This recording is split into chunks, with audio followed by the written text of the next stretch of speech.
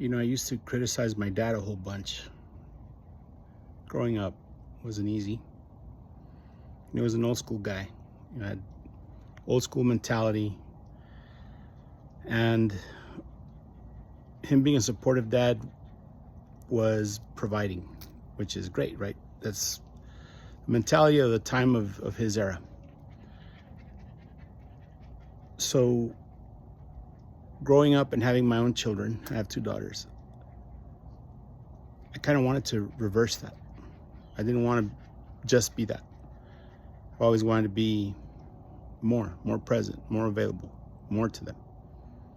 I'm blessed to have that kind of relationship. I didn't understand my dad for a long time, so I resented him. Even now he's passed, and today being the anniversary of his passing, he passed 23 years ago today now. And I regret not having a better relationship with my old man. I will tell you, the last month of his life, things between he and I kind of seemed to change a little bit. He softened, and I softened. And I remember about a week before he passed away, he'd already retired, and he was always looking to hustle an extra buck. And, that's just the way he was. He couldn't sit still. He was always busy, always found himself busy, and never wanted to be called lazy. So I remember one Sunday he was packing up his tools because he was going to go and clip someone's palm trees. And I saw him, and it was hot. It was November, but it was still hot. And I looked at him, and I remember I hugged him, and I told him, Dad, I told him in Spanish, and I said, Dad, don't leave, don't go. Just take care of yourself, rest. You've earned it. You don't have to be out there hustling in the hot sun and doing that stuff. I remember him real clearly. He had a little red cooler that he would put his water in, and his gloves, and he was already ready to roll. And he just looked at me and he hugged me. He said, okay, so I won't go. I'll stick around. And he just stayed. He didn't go anywhere. That week it was kind of weird because my car was in the shop. And so I got a ride from work to go pick it up. And when I went to pay, I was going to write a check, and it turns out the shop didn't take checks. So it was after 6 o'clock, so I couldn't make it to the bank. So I called my old man. I said, hey, Dad, can I get a ride home? He came and he picked me up. And oddly enough, it seemed like he took the longest route home that day. And he just talked to me. And he gave me some advice, some very sage advice that I'll share at another time, that really impacted me down the road.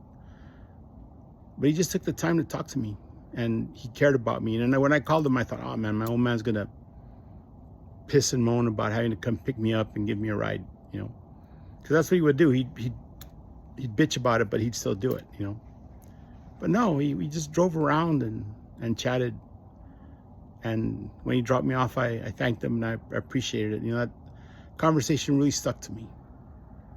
A few days later, my dad had a heart attack.